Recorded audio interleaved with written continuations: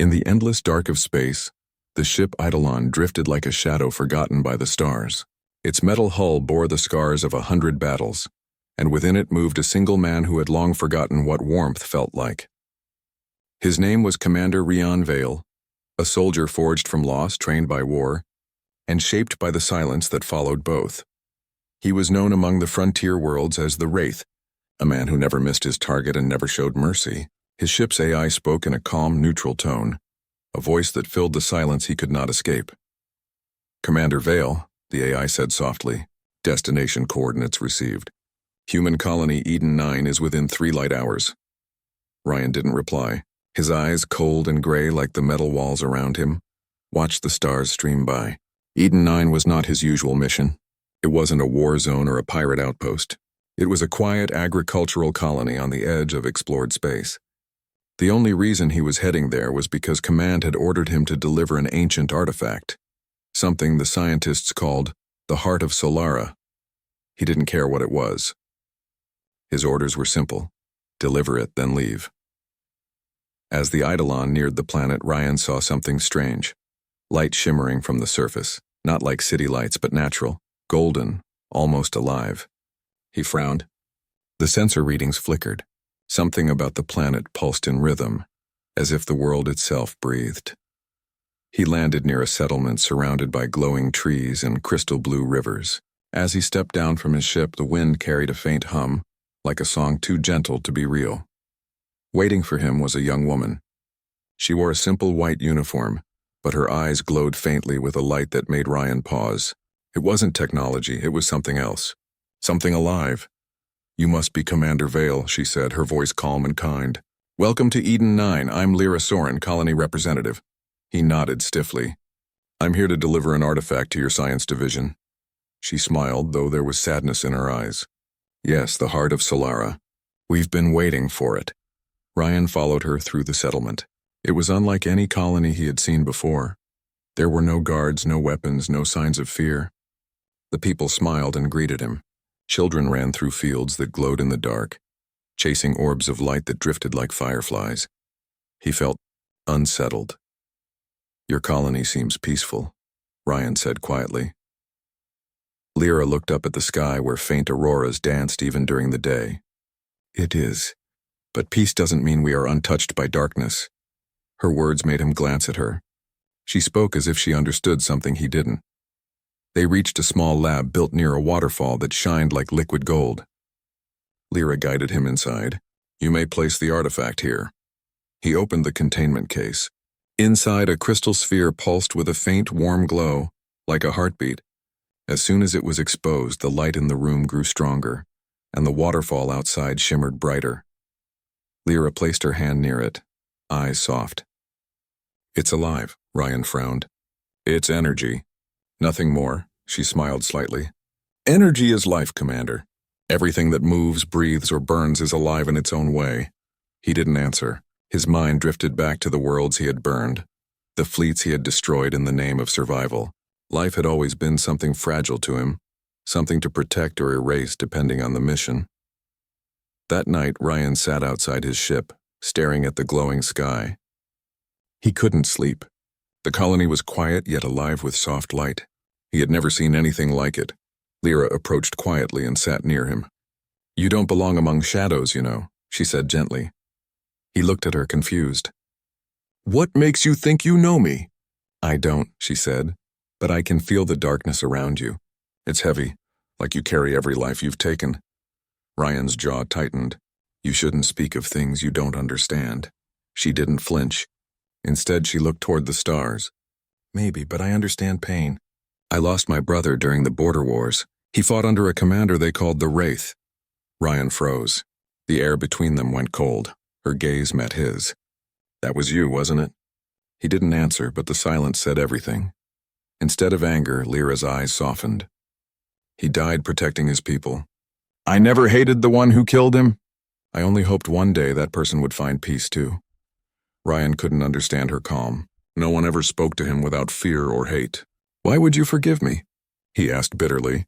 "Because hate only feeds darkness," she said softly, "and I think you've lived in darkness long enough." Her words hit deeper than any bullet. For the first time in years, Ryan felt something strange, a weight in his chest, something that wasn't guilt or anger. He didn't know what to call it. Days passed. Ryan repaired his ship, but he found himself staying longer than planned. He helped the colonists fix old machinery, escorted their transport convoys, even taught their defense teams better tactics. Lyra was always there, quiet, kind, patient. She showed him the gardens that glowed at night, the animals that sang to the stars, the way light itself seemed to respond to joy. Every time she smiled, the world around her seemed brighter. He didn't understand it, but he wanted to. One evening, as they stood near the heart of Solara, Ryan asked, "What is this thing really?" Lyra looked at it thoughtfully. It's said to be a fragment of a dying star, a piece that still remembers warmth. Long ago, humans found it and carried it with them to remind them of what they are capable of, creating light in the darkest places. Ryan stared at the crystal. A piece of a dying star. Yes, she said softly, but it still shines, like people do, even after everything. He turned to her, studying the gentle glow in her eyes. "You believe people can change?" She nodded. "If they want to." Ryan looked down, his voice low. "I don't know if I can." "Then stay a little longer," she whispered. "Maybe you'll remember what light feels like." He didn't promise, but he didn't leave either. As the days turned into weeks, the Eidolon stayed docked, and Ryan found himself lighter. He laughed once, awkwardly but real. The colonists no longer looked at him with fear, and when he spoke, his voice no longer sounded like an echo of steel. But light always attracts shadows. One night, the sky darkened unnaturally. The auroras vanished. Lyra looked up, her face pale. "They found us." Ryan's instincts flared. "Who?" she whispered. "The Voidborn, beings of living darkness. They consume light wherever it shines." Ryan rushed to his ship. "Get everyone to shelter." Lyra grabbed his arm. "The heart of Solara is what they want. It's the only thing keeping this colony alive." He met her eyes. "Then they'll have to go through me first." The man who once lived as darkness now stood ready to protect the light. As the night burned and shadows fell across Eden 9, Ryan Vale, the Wraith, felt something awaken within him. For the first time in his life, he wasn't fighting to survive. He was fighting to protect something worth living for. The sky of Eden 9 was no longer bright. Where once there had been colors and warmth, now black clouds swirled like ink across the stars. The air trembled as something vast and unseen moved above the atmosphere. Ryan Vale stood on the ridge near the colony's landing field, the wind whipping at his coat. His ship, the Eidolon, hummed as its systems powered up. His old instincts were alive again, fast, sharp, and cold. But this time, the reason behind his fight was different. He was not here to destroy. He was here to protect. Behind him, the colony's alarms wailed softly. Lyra was directing people to shelters beneath the glowing fields. Even as fear spread through the colonists, her voice stayed calm. Her light didn't fade, not even against the coming dark. Ryan opened a comm link. "Lyra, get the heart secured. Don't let it fall into their hands." Her reply came through the static. "I'm trying, but the shadows, they're already near the energy core. Be careful." "I always am," he said, though a part of him knew it wasn't true. A shape began to form above the colony. Massive, formless, and dark as deep space. It wasn't a ship in the human sense. It was alive, pulsing with tendrils of shadow that reached down toward the surface. The Voidborn had come. Ryan jumped into the Eidolon's cockpit. "Targeting systems online," he ordered. "Confirmed," replied the AI. "Warning, enemy energy levels are unstable. Conventional weapons may have limited effect." "Then we'll hit them harder," he said grimly. The Eidolon lifted into the sky, its engines roaring as it broke through the cloud layer. Up there, the blackness was thick, alive with swirling patterns. The Voidborn moved like smoke, but every time its form shifted, faint sparks of light blinked inside like dying stars trapped within it. Ryan fired. Blue beams cut through the dark. The creature screamed, not with sound but with a vibration that shook the air. He dodged the counterattack, his ship twisting through the sky with mechanical grace. Each blast he fired tore away pieces of shadow, but the darkness reformed again and again. It was endless. "AI," he said, "analyze its core structure." Analysis. The entity feeds on radiant energy. It is drawn to the heart of Solara. Ryan cursed under his breath. So it's feeding on the colony's light. Below, He could see Lyra's team struggling to contain the heart. The crystal glowed weakly, flickering like a candle in the wind. "Eidolon," Rian said. "Divert power to shields. I'm going down." He landed hard near the lab, the ground trembling beneath him. The air shimmered as the shadow tendrils reached out, touching everything that glowed. Plants withered. The air turned cold. Lyra met him outside, her face pale but steady. "It's inside the energy chamber. The heart is fading." "Get the colonists underground," Ryan said. "Now, I'm not leaving you," she said firmly. He turned to her, about to argue, but stopped. There was strength in her eyes, a light that no shadow could touch. "Fine," he said at last. "But stay close." They ran inside the lab. The main chamber pulsed with fading light. At its center floated the heart of Solara, now dim and fragile. The air felt heavy, as if the darkness outside was pressing against the walls, trying to get in. Lyra approached the crystal, whispering softly. "It's afraid," Ryan frowned. "It's a rock, not a person." But then the heart pulsed faintly, like it heard her. The glow brightened just for a second. She smiled sadly. Everything alive feels fear when darkness comes. The walls cracked. A tendril of shadow burst through, twisting toward them. Ryan drew his plasma rifle and fired, the bolt burning a hole through the darkness. It shrieked and recoiled. Lyra held up her hands, the faint light from her skin spreading across the room. Wherever it touched, the shadows retreated. Ryan stared. "What are you doing?" She didn't answer at first. Then she whispered, "I was born with a fragment of the heart inside me. It's why I can sense it, and why I can feel its pain." He looked at her in disbelief. "You're connected to it?" "Yes," she said softly. "But it's dying, Ryan. And if it dies, Eden 9 dies too." He clenched his fists. "Then we keep it alive. Tell me what to do." Her light flickered as she turned toward the heart. "It needs protection. It needs someone strong enough to hold the darkness back until it can heal." "That's me," Ryan said. "That's what I do." But as he stepped closer, the heart pulsed violently. The ground shook. He staggered, gripping the railing. "It's rejecting me," he muttered. Lyra shook her head. "It doesn't reject strength, it rejects emptiness. You have to open yourself to the light, Rian. You have to let it in." He stared at her, breath unsteady. "You think I can do that after everything I've done?" "I don't think," she said softly. "I believe." Outside, the Voidborn roared. The roof began to crack as shadow poured through like smoke. Ryan raised his rifle, firing again and again, but it wasn't enough. The tendrils wrapped around the heart, pulling its light away. The crystal dimmed almost to black.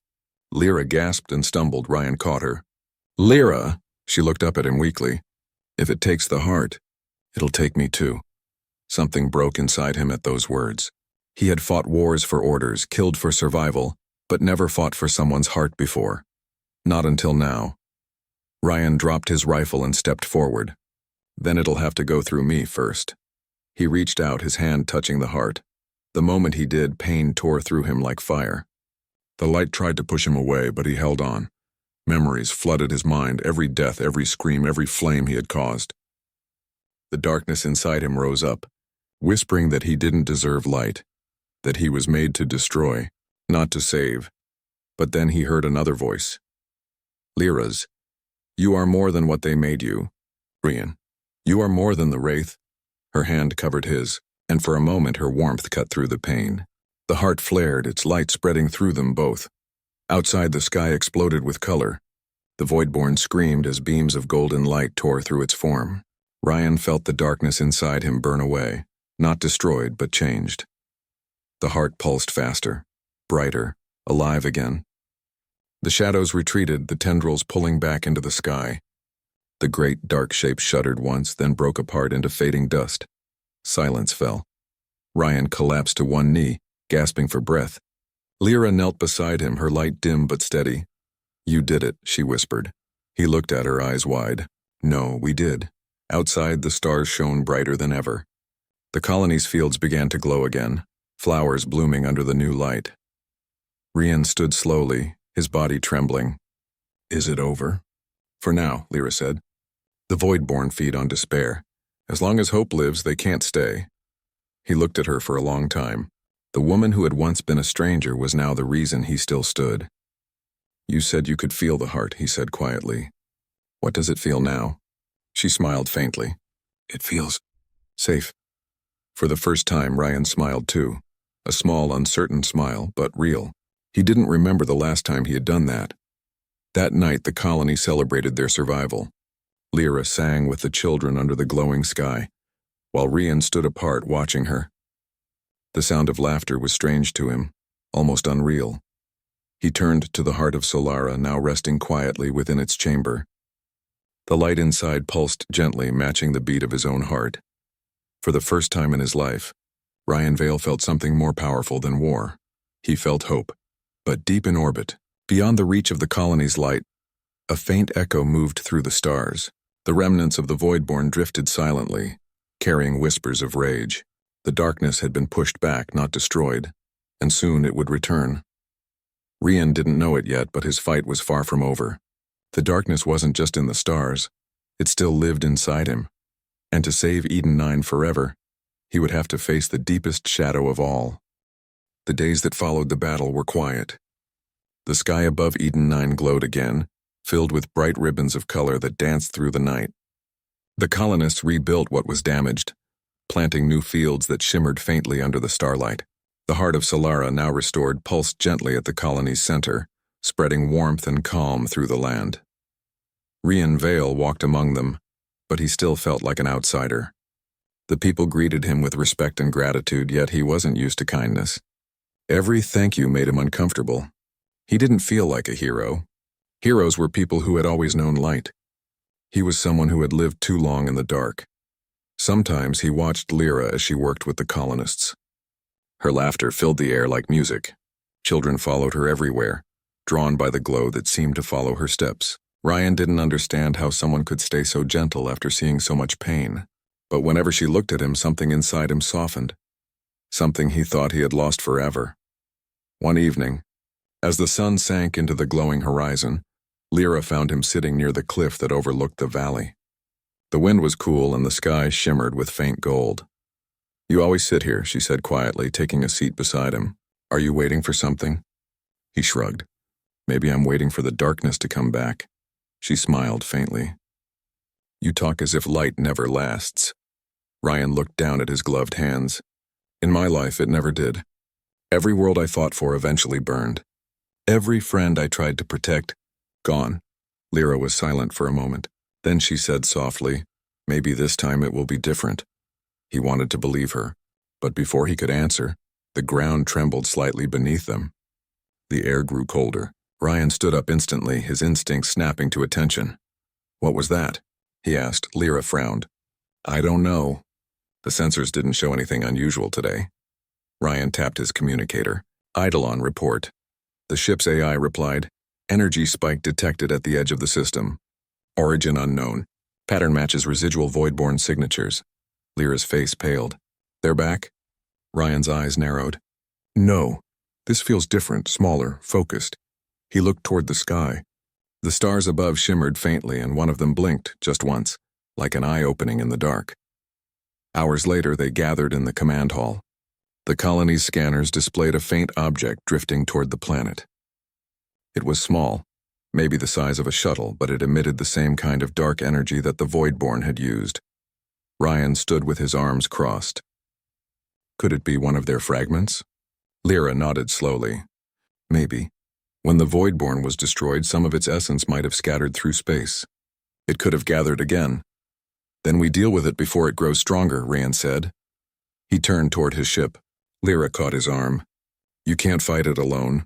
"I'm not planning to," he replied. "But if it's coming for the heart again, I'll stop it before it reaches the ground." She hesitated, then nodded. "I'll monitor from the control room." "Be careful, Ryan." He looked at her for a long moment. "I will." As he walked away, she whispered something under her breath, a prayer to the light.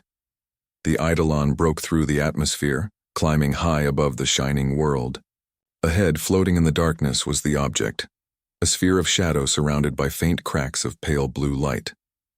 It pulsed, sending ripples through space like a heartbeat gone wrong. "AI," Ryan said. "Scan it." "Energy reading unstable," the AI replied. "Object appears to contain human biosignature." Ryan froze. "Repeat that." "Confirmed." "Human life detected within the anomaly." His pulse quickened.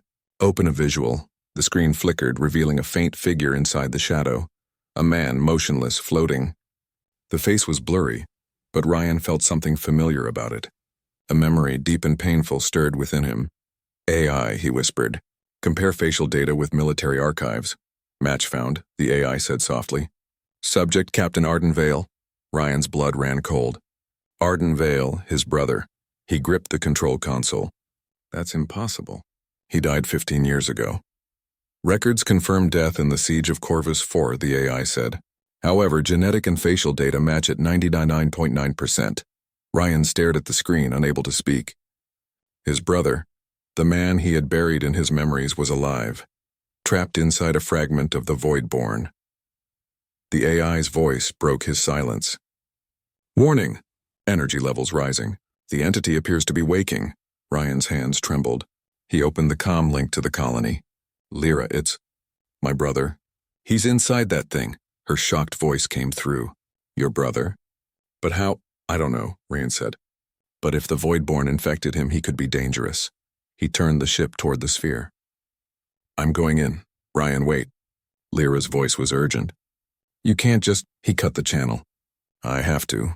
The Eidolon extended a docking tether and attached it to the sphere. Ryan suited up and stepped into the airlock. The moment he entered the shadow, he felt the coldness of it seep into his bones. It was like stepping into the memory of fear. Inside, he found his brother, suspended in midair, surrounded by faint threads of light and dark. Arden's eyes opened slowly, glowing faintly blue. Ryan, the voice was soft, hollow. You came. Ryan floated closer.